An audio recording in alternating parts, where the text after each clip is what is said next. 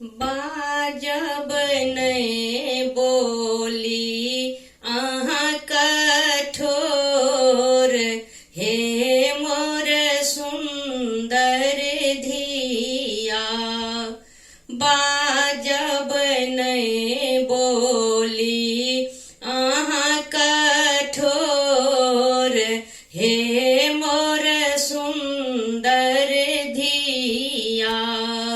सबके अहाँ कहल मानब, सबके अहाँ अपन बूझब।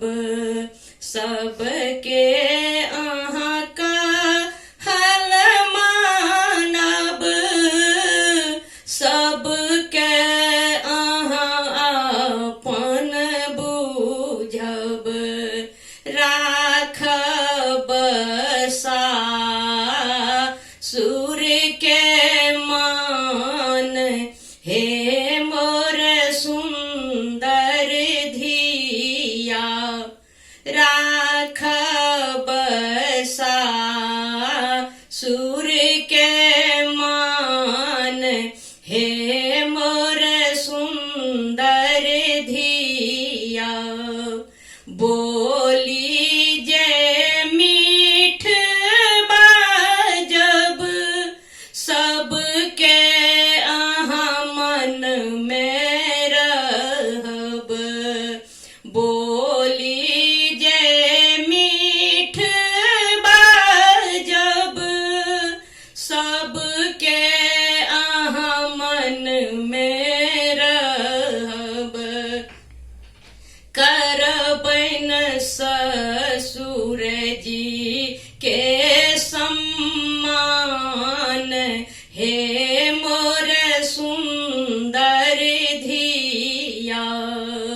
करबैन ससुर जी के सम्मान, हे मोर सुंदर धिया। बोली जो कु बोली बाजब, माय बाप के गारी सुनायब। बोली जो कु बोली बाजब, माय बाप के गारी सुनायब। जीते जी हरब मैं के प्राण, हे मोर सुंदर धिया। जीते जी हरबैन मैं के प्राण, हे मोर सुंदर धिया। बाजब नहीं बोली अहाँ कठोर, हे मोर सुंदर धिया। सबह के हृदय जुड़ायब, ककरो नहीं मन के दुखायब। सबह के हृदय जुड़ायब, ककरो नहीं मन के दुखायब। राखब नैहर के रमान, हे मोर सुंदर धिया। राखब नैहर के रमान, हे मोर सुंदर धिया। बाजब नहीं बोली अहाँ कठोर, हे मोर सुंदर धिया। सासु ससुर अहाँ के बड़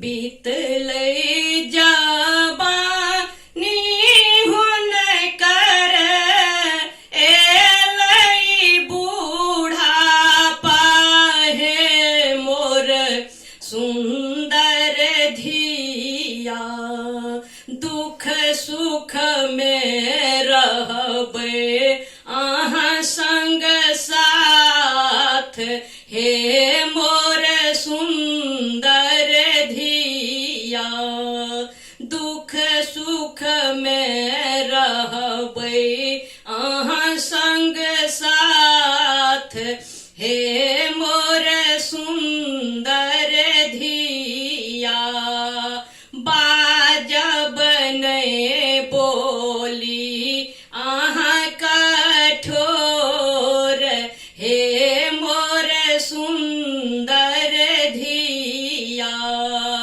पैग के आदर करबै छोट के प्यार करबै रहबै अहाँ सब के दुलारी हे मोर सुंदर धिया पैग के अहाँ आदर करबै छोट के प्यार करबै सब के रहब अहाँ दुलारी हे मोर सुंदर धिया बाजब नहीं बोली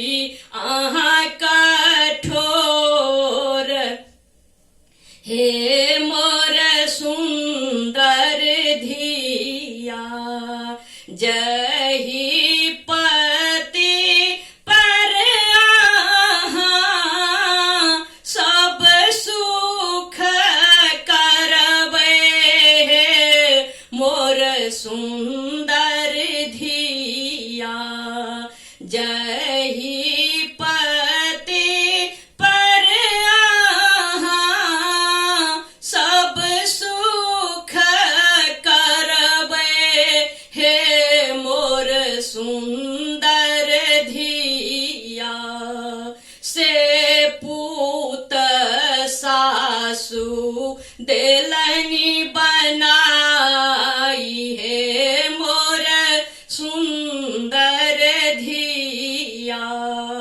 से पूत सासु देलनि